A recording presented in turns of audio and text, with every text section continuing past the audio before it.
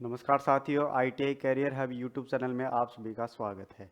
अगर आप इस चैनल को पहली बार देख रहे हो तो चैनल को सब्सक्राइब करके बेल आइकन को प्रेस कर लें, जिससे आने वाले सभी वीडियोज़ की नोटिफिकेशन आपको सबसे पहले मिल सके। तो साथियों, आज की क्लास के अंदर अपने डायल टेस्ट इंडिकेटर के बारे में जानने वाले हैं। डायल टेस्ट इंडिकेटर क्या होता है, कैसे यूज़ होता है, ये कितने प्रकार के होते हैं, ये सारी बात आज की क्लास के अंदर अपने जानने वाले हैं। तो चलिए क्लास को अपने स्टार्ट करते हैं।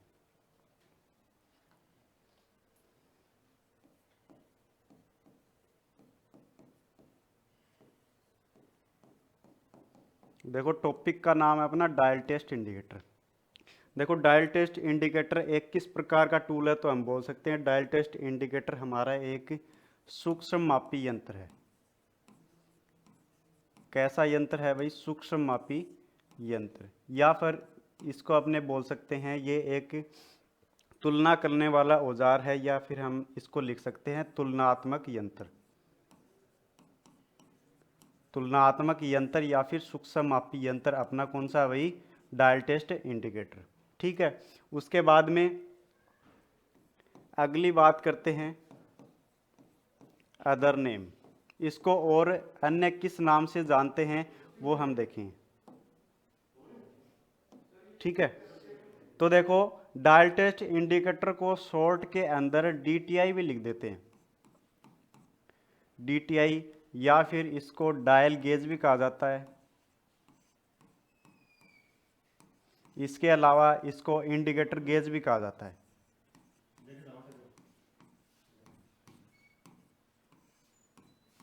ठीक है। किन किन नामों से जाना जाता है? इसको शॉर्ट के अंदर DTI, डायल गेज या इंडिकेटर गेज के नाम से इसको जानते हैं। उसके बाद में देखो, अगली बात आती है लिस्ट काउंट। लिस्ट काउंट, या फिर इसको लिख सकता है अल्पतमांक। एक डायल कैलिपर का लिस्ट काउंट या अल्पतमांक क्या होता है वही? तो देखो, यहाँ पे अपने को ध्यान में रखना है सबसे पहले तो मीट्रिक पद्धति के अंदर।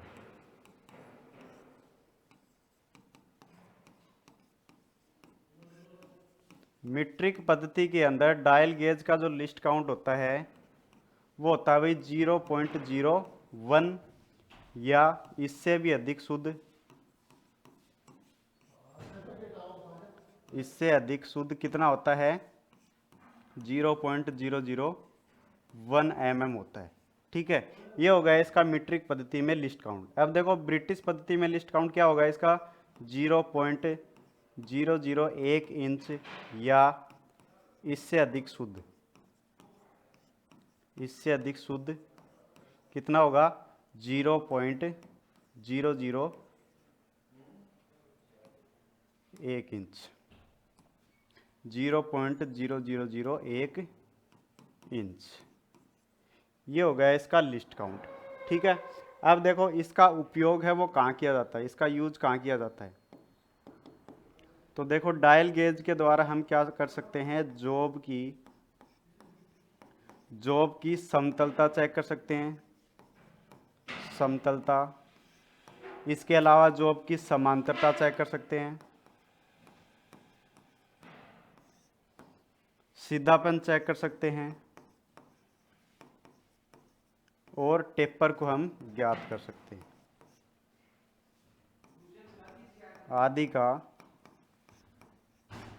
आदि का निरीक्षण करना, ये काम हम किसके द्वारा कर सकते हैं भाई? डायल टेस्ट इंडिकेटर के द्वारा कर सकते हैं। इसके अलावा लेथ मशीन के ऊपर जो चक होता है, चक के अंदर जॉब को सेंटर में बांधने के लिए भी हम इसका यूज करते हैं। लेथ मशीन पर जॉब को लेथ मशीन पर जॉब को सेंटर में बांधने के लिए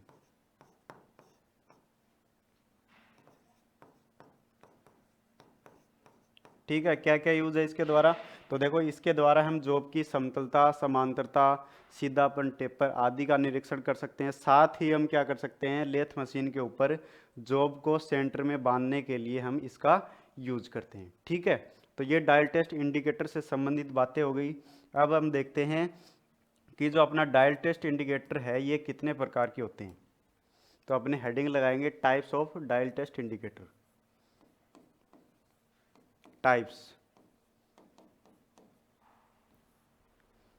प्रकार के अंदर जो अपना पहला प्रकार, दो प्रकार के डायल टेस्ट इंडिकेटर होते हैं। जो पहला डायल टेस्ट इंडिकेटर है उसका नाम है plunger type dial test indicator. Plunger type dial test indicator.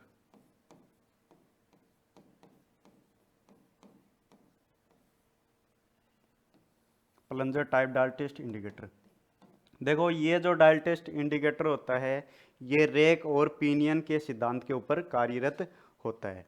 यानी कि इसके अंदर ये प्लंजर भाग है ये ऊपर नीचे मूव करता है, यानी कि ये रेखीय गति करता है और इसको घूर्णन गति में बदल दिया जाता है। ठीक है, इसके अंदर पिनियन लगा हुआ, छोटा गियर लगा हुआ जिसको पिनियन कहते हैं, उससे अपना जो ये नीडल है ये उससे जुड़ी हुई रहती है। तो देखो इसका सिद्धांत क्या हो गया,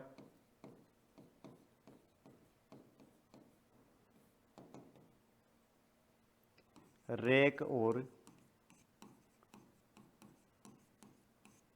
पिनियन, रेक और पिनियन के सिद्धांत पे ये कार्यरत रहता है। अब देखो plunger type dial test indicator है, इसके कौन कौन से भाग होते हैं ये हम देखेंगे।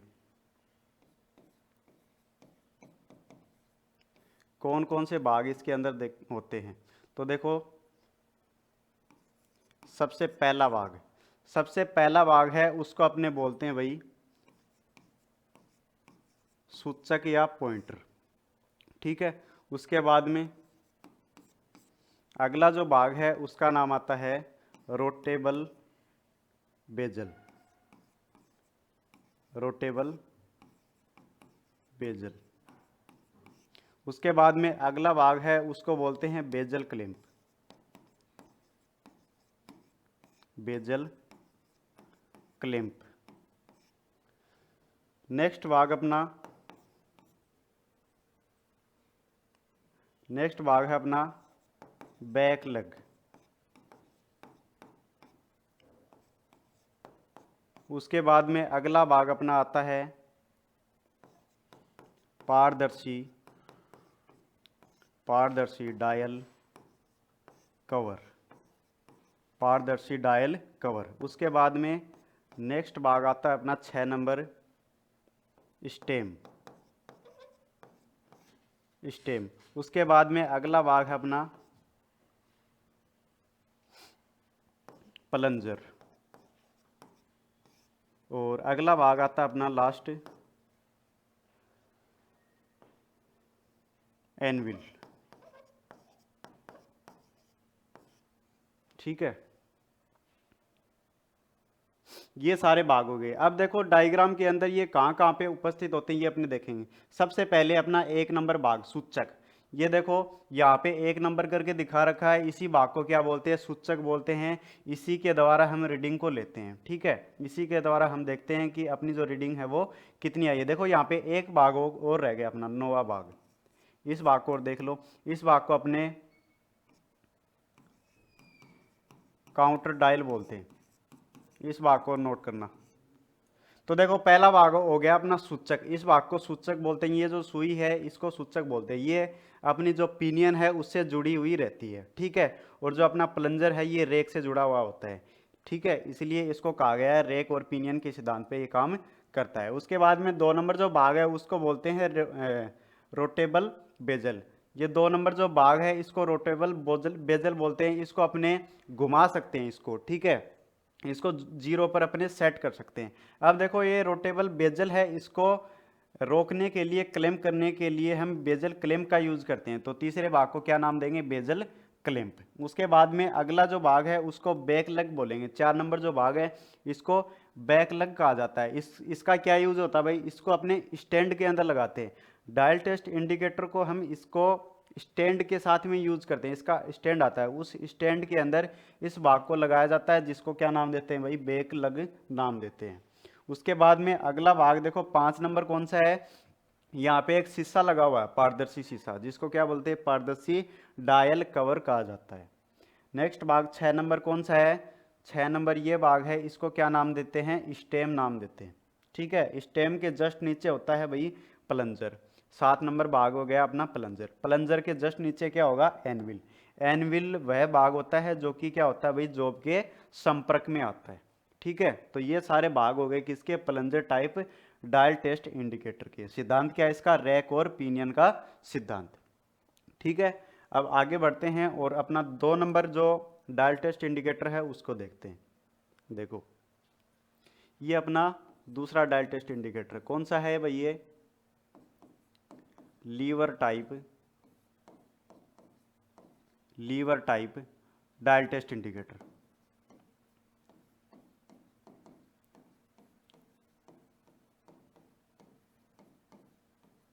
Liver type dial test indicator, lever type dial test indicator है ये, लीवर और स्क्रॉल के सिद्धांत के ऊपर कार्यरत रहता है। ठीक है, तो इसका सिद्धांत देखो क्या हो गया, लीवर और स्क्रॉल, लीवर और स्क्रॉल के सिद्धांत के ऊपर ये कार्यरत रहता है। ये इसका डायग्राम है जिसको अपने नाम देते हैं भाई क्या, lever type dial test indicator. वो कौन सा था भाई, प्लंजर टाइप था। ठीक है, ये इसका बाहर का डायग्राम है। देखो इसके अंदर ये क्लैंप भाग है, इस भाग को बॉडी कहा जाता है और इस भाग को स्टाइल्स कहा जाता है। ठीक है, ये होल्डर हो गया और ये रोटेबल बेजल हो गया। अब देखो इसका अंदर का मैकेनिज्म किस प्रकार से ये इसके अंदर दिखाया गया है।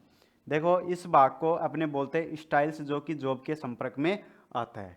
उसके बाद में देखो यहाँ पे पीवट को लगाया गया है, इस भाग को पीवट बोलेंगे और इस भाग को अपने बोलेंगे लीवर, इसको लीवर नाम देंगे। और ये हो गई अपनी रिटर्न स्प्रिंग। ठीक है, इस भाग को अपने स्क्रॉल नाम देंगे और यहाँ पे ये सूचक लगाई गई है। ठीक है, सूचक या फिर पॉइंटर। तो ये अपने सारे भाग हो गए lever type dial test indicator के। तो 2 प्रकार के अपने डायल टेस्ट इंडिकेटर हैं। अब देखो इसके साथ में अपने स्टैंड का यूज करते हैं, ये स्टैंड होता है, इसके साथ में यहाँ पे हम डायल टेस्ट इंडिकेटर को लगाते हैं और हम इसका यूज करते हैं। ठीक है, इसके अंदर देखो यहाँ पे मैग्नेट भी होती है, अस्थायी मैग्नेट होती है।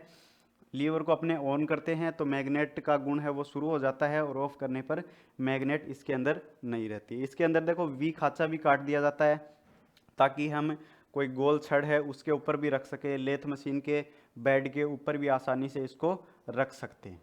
ठीक है, तो ये हो गया इसका स्टैंड डायल टेस्ट इंडिकेटर का स्टैंड।